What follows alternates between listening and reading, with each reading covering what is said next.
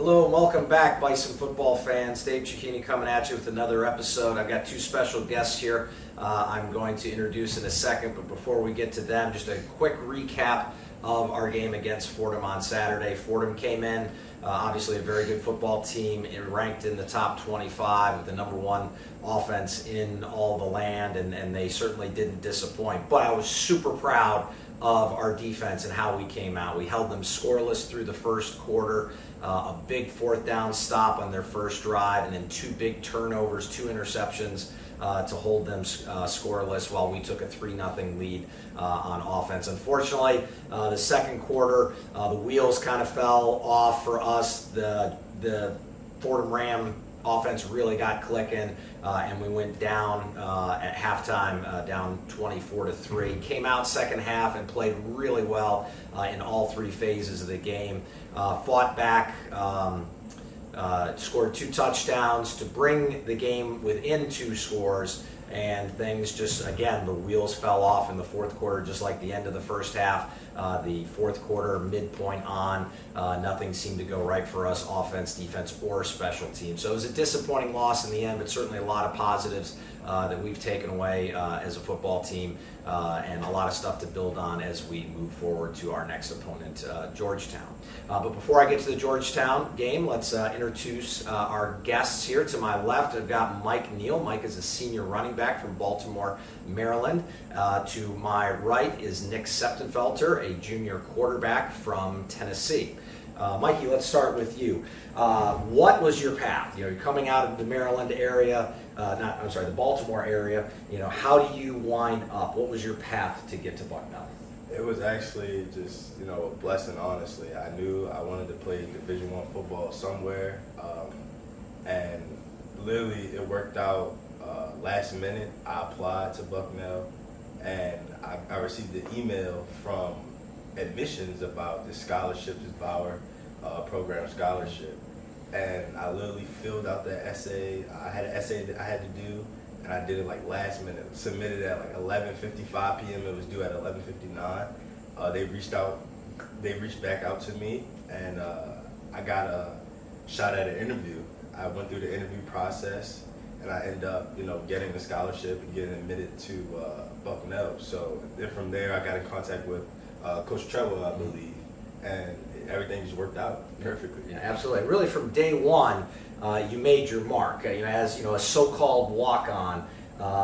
From day one, it was very obvious that you were someone who really contributed to our football team, but not necessarily by playing on the field on Saturdays. Your first big impact with us was as a scout team player. Now, a lot of people at home aren't quite sure exactly what that is, so if you could kind of explain, what a scout team player's role is. Yeah, scout team player, basically, we just simulate the opposing team's offense, defense, special teams. So I play scout team running back, so my job is to do what the other team's running back does, no matter how he winds up, how he runs the ball, what plays they run. So I'm just charged with just making our defense better. Right. And of course, kind of an unsung hero type role, not a lot of glory in it, and you get beat up particularly as the tailback because you don't have the best offensive lineman blocking for you. Everybody's the young guys going up against the veterans, but you've certainly done it well, and you've probably won our Scout Team Player of the Week award more over these past couple of years than any other player. Now, as your career has gone along, you've gotten better and better, and you started to make an impact on special teams. Not necessarily quite as a running back just yet, which we'll get to running back in a second, but you're doing a lot of things on special teams. How have you kind of embraced that role, and what's your mentality going into a game, knowing you're going to have that opportunity on special teams? I just try to, just do my best to help the team win. Whenever I get on the field, my job is to, give it 100. Coleman came up with the slogan 100 for my boys, so that's what I try to emulate every time I take the field. Right. So now, you're in a running back room that probably is, at least on the offensive side of the ball, the deepest position that we have. You got a lot of really experienced, talented football players, Danny Muser and Rashawn Baker, you mentioned Coleman Bennett. But you make your way. You do get your moments in the game. Not every single week, and you seem to make the most of your opportunities yesterday against Fordham. You got into the game and you had the biggest rushing play of the day, really by any team, with a big 47, almost a 50-yard run. Just kind of take us through that play quickly. Yeah, so I mean, it was an outside zone play. I got the ball, tried to go through my blocks, and I saw a little crease. Thanks to Dame Harris, he was able to seal the linebacker just in time for me to get through that, and I just took it from there. I just tried to go as far as I could. Yeah. Always not just a fan favorite, but a team favorite. It seems like anytime the ball is in your hands, the Bucknell sideline, the team is just rallies behind you. That's got to be a great feeling, even though you're in a game that, hey, the outcome's been decided, but to rip off a run of that length and have the entire sideline just going nuts for you, that's got to be a good feeling. It was definitely a good feeling to come back to the sideline. I see all my guys, hyping me up. It was definitely a special moment. Great.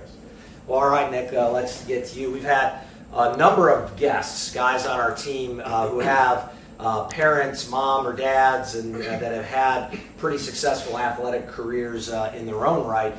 Your father was a very talented quarterback back in his day as well. How did that impact you and your decision to have football be the sport that you pursue? I know you were an accomplished basketball player in high school as well, but ultimately, how did he help you become the type of quarterback that you've become today? It was great having him as a mentor, and he's coached me throughout my whole life too. And he was actually still playing when I was a baby.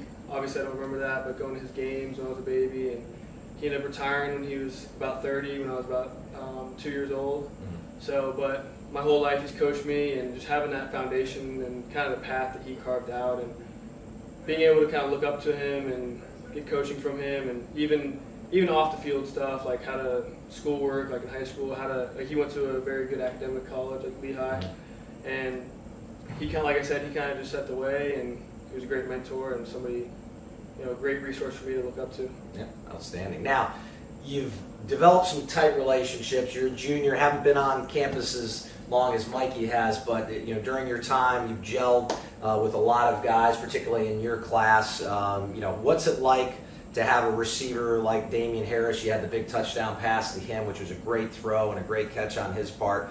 And a lot of time people talk about having chemistry between a quarterback and a wide receiver, that trust that develops. Just kind of take me through how you guys develop that. Yeah, I mean, he's actually been my roommate for 2 years too, so we have a lot of trust between us. And like you said, we've been on the field together now for 3 years, so kind of that trust we have. And like I said, I just threw it up to him, and he made a great play, and kind of, he's a great receiver, and the chemistry between us is great. And same with Coleman Bennett. He's been my roommate for 2 years now too, and he had a big play down the sideline. So it's definitely great having guys out there who you have good chemistry with and you trust, and you know that if you throw the ball in a certain spot, they're going to go make a play. Right. It's a little bit different than like going to a camp where you meet up with a wide receiver you've never met before and just start throwing routes and tell them, hey, run this route, and expecting him to be at the right place at the right time. No doubt about that. Other thing I wanted to ask you is something that we do with our offense a lot, which you're really good at, is RPOs, run pass options. And again, I think some viewers at home, you hear that term thrown around a lot by broadcasters, both broadcasting college games and professional games. Just take us through, something that we do a lot, just what a typical read, how the process works for you, how you arrive at a decision, either pre-snap, post-snap, just in a typical RPO.